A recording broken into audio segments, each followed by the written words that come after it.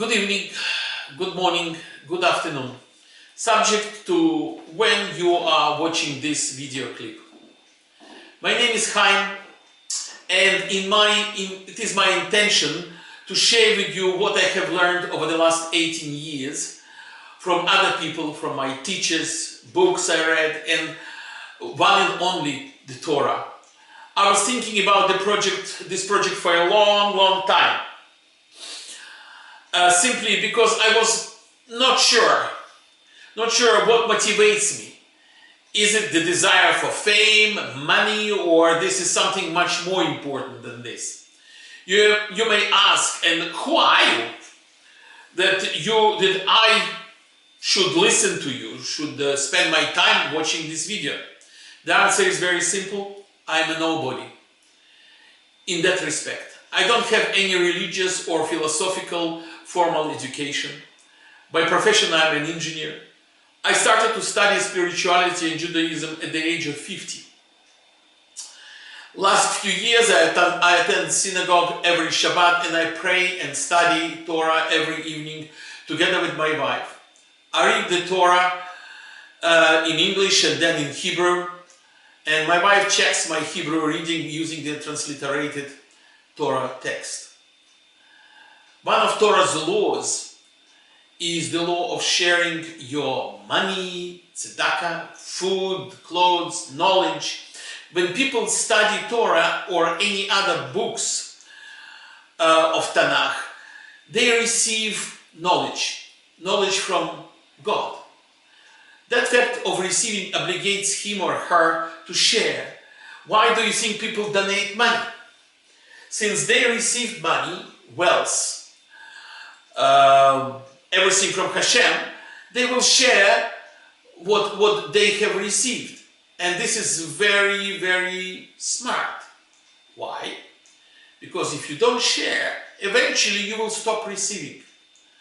So I want to receive too. I want to continue receiving spiritual knowledge, understanding, and love of Hashem. And in order to do that, I must share my knowledge. So I found the technology which hopefully will help me to do that. And since my ego was telling me this will take a lot of your time and effort, and there is no money in it, and then it's an extra commitment in your busy lifestyle, I understood that if my ego is telling me not to do it, this is exactly why I should do it. I need to do it. If I want to move forward on my road of life, derech eretz, as a student of Torah, Musar, and as a Jew, so that's probably one of the possible ways how I can serve Him. And in the process, help people to wake up, to understand, to look at the other possible source of happiness in life. So every week I will record a short 20-30 minutes clip talking about the weekly Torah Parsha. We will quickly look at the specific Parsha content overall, and then we will concentrate on the somewhat deeper meanings of the Torah in this particular Parsha, the Parsha we study, in order to at least to try to look underneath the top of the pshat level, of the simple level, which I was talking about in the introduction. Well, this is the introduction, and we will come to that in a few seconds. You may or may not like what I will say, subject to your bringing, to your current mood or your frame of mind. However, I promise to you, I will do my best to keep it interesting and not to be dull and boring. As I said earlier, I have started to believe when I was 50. And it happened without influence from anybody, except maybe him, I don't know. Unfortunately, I was thinking, too late. However, let me tell you, I learned through the studies, that it's never late. Since even if you don't achieve any spiritual level now to speak of, He will allow me and you to finish your study, your desire for this spiritual knowledge later on, one way or the other. We will talk about it in details when the time comes. In my clips, I will use information I have learned from Torah sages, from Rashi, Rabbi Akiva, Rabbi Shimon Bar Yochai, and other great sages from times gone, as well as my current teachers, Rabbi Akiva Tatz, Rabbi Yoram Ullman, books of Rabbi Jonathan Sachs, Rabbi Steinsaltz, and many Rabbanim from Chabad.org website. What you will hear is information I have picked up from them, distilled it, processed it through my soul, through my psyche, and you will receive the end result of that process. So before we step into the Torah realm, Parasha Bereshit, we need to clarify some fundamentals so that we are on the same page, so that we make sure we're on the same page. The fundamental question, is there a God? Did he create the universe, and if yes, why? And is he still managing the project called life on earth? If you think I will provide you with the scientific evidence of God's existence, then forget it. This is impossible. Our five senses generally are not sufficient to sense spiritual world, including our high-tech devices. However, scientists which study the quantum physics more and more often refer to overall system guiding and controlling our world. More than that, God himself is doing a very good job hiding himself from civilization by putting on screens between him and us. And there are very good reasons for him to separate himself from humanity, which mostly does not believe in his existence. So if you don't believe in his existence, why he should try to manifest himself to you? Because if he will manifest himself to you, you will find some scientific explanation to that fluke or to that aberration. So he obviously tried that before probably and gave up on us a little bit. More than that, if our civilization is acting in a very antagonistic way, most of the time we compete with each other at each level, from top to bottom, from bottom to top. And I can give you examples from very early childhood of any person. When he goes in the kindy, you're telling the person, oh, little Bobby, you got to behave better than Peter, you know, you got to be the top of the group. The same happens in school. We create competition in the minds of our children. They compete for the better marks, yes. And then the teachers in their wisdom comparing the kids when they have got different talents, they have got different levels. God gave them different abilities to learn.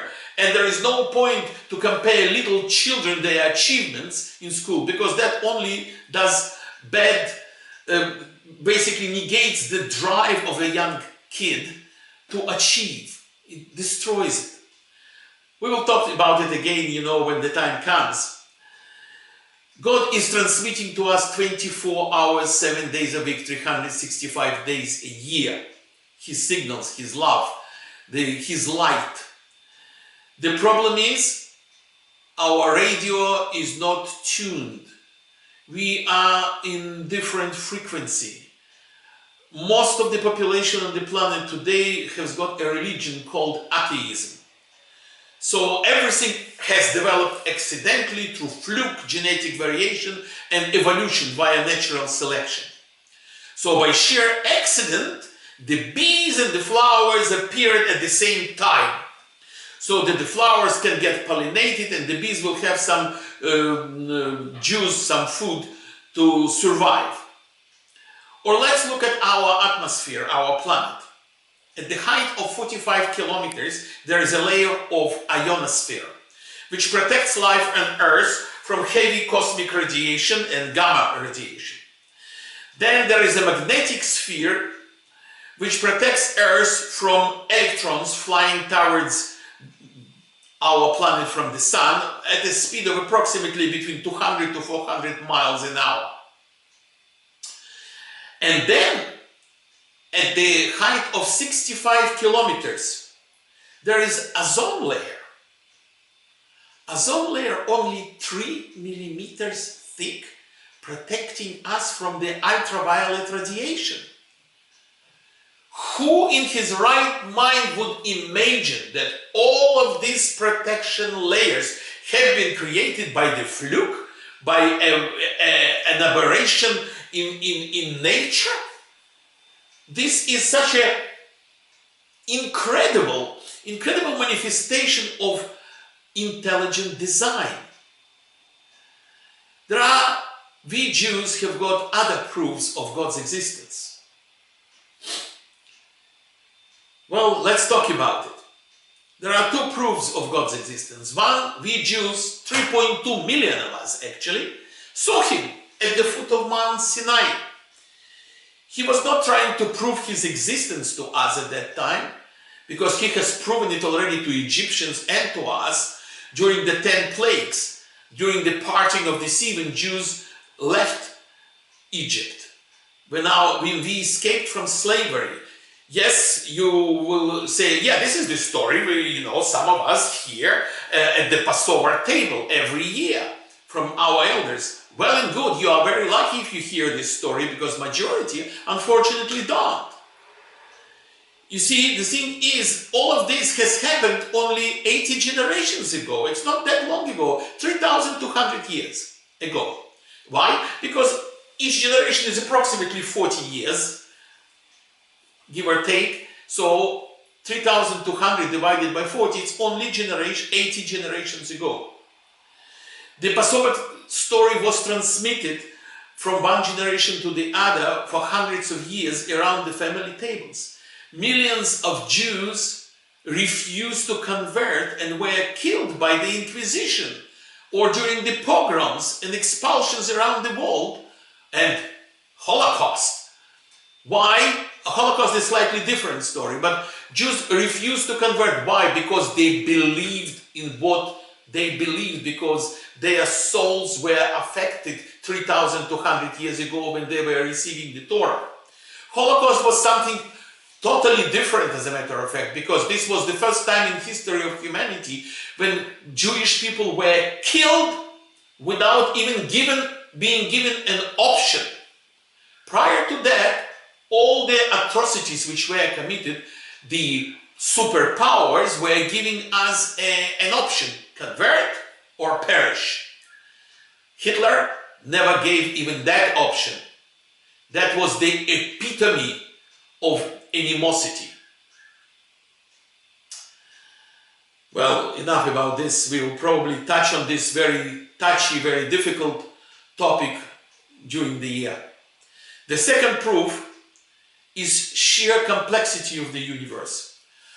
Our planet Earth, what we call nature, and us, man, human beings, we are huge examples of complexity, of the intelligent design, how extremely well we are created. I gave you a few examples a few seconds ago regarding our atmosphere. What is simply critical is every man and every woman, you should make up your mind, your own mind, whether you want to believe or you don't.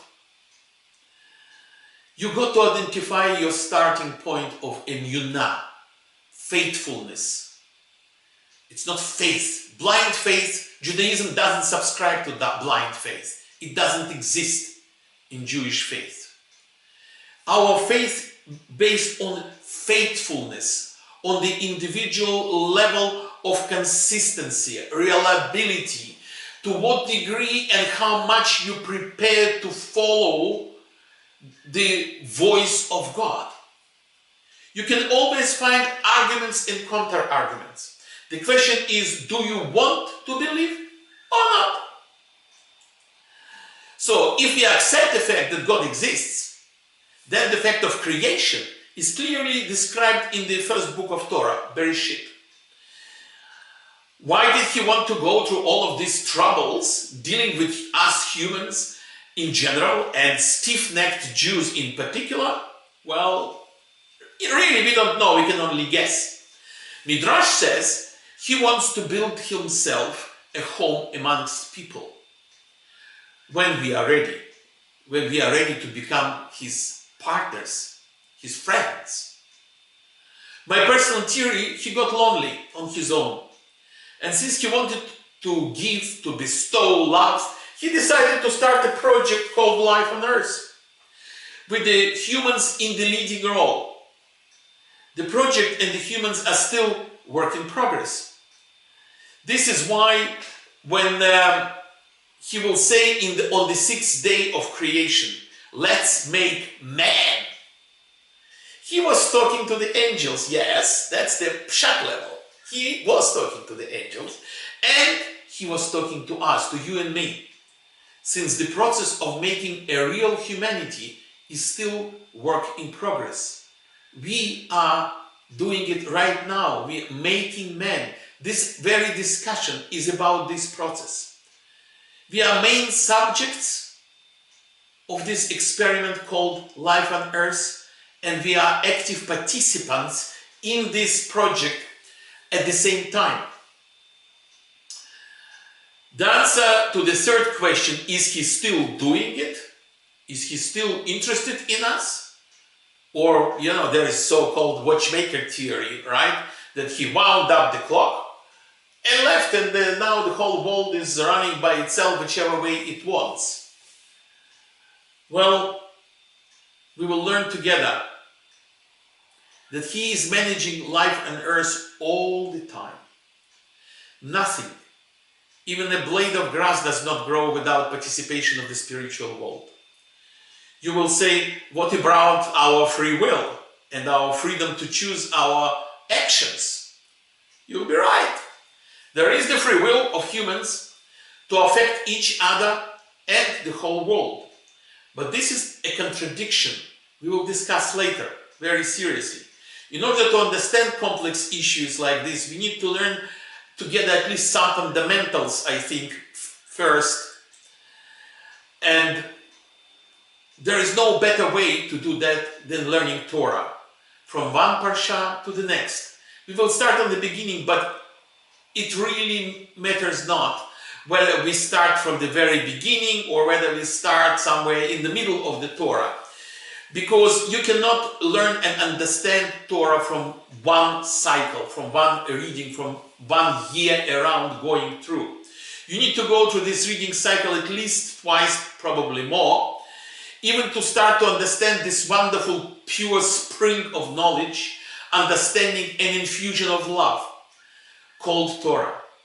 There is nothing unimportant in Torah. Every letter, every word, every sentence, every narrative, every person which is mentioned there, there is a reason for all of this to be there.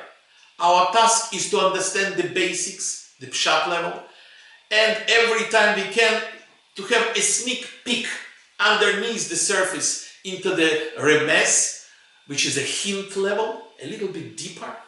And then there is drush, seek, or midrash level. The last level, the deepest level, called Sod, or the secret level of Kabbalah. The depths of Torah is endless. And the more you know, the more you realize how huge that depth is and how little you really know. Pshat is the simple interpretation of the Torah, as I said.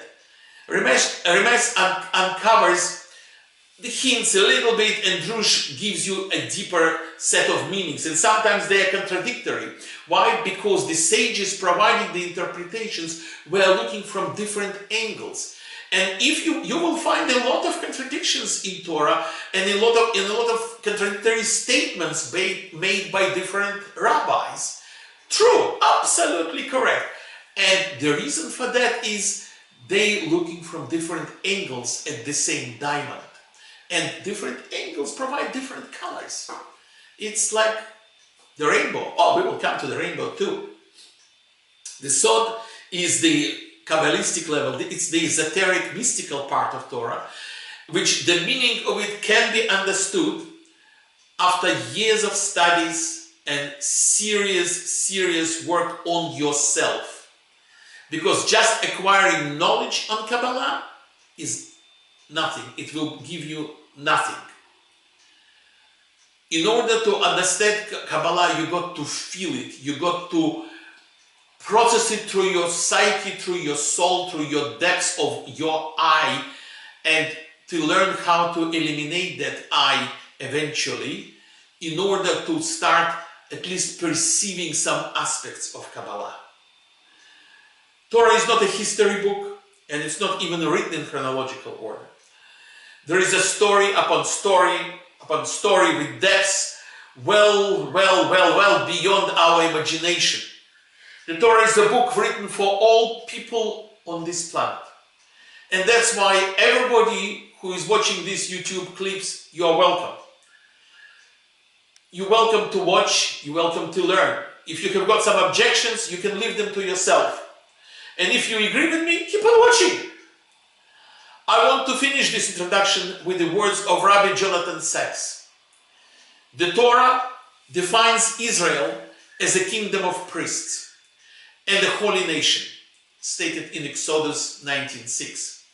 A kingdom whose members all aspire to be at least metaphorically priests. A nation, all of whose members are holy. Every religion has its own elites.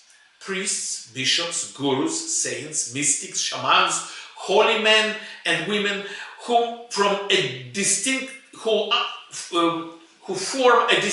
class set aside from society as a whole. They're the separate class of people in every religion, every nation. Judaism is about democratization of holiness, the creation of society in which everyone will have access to religious knowledge.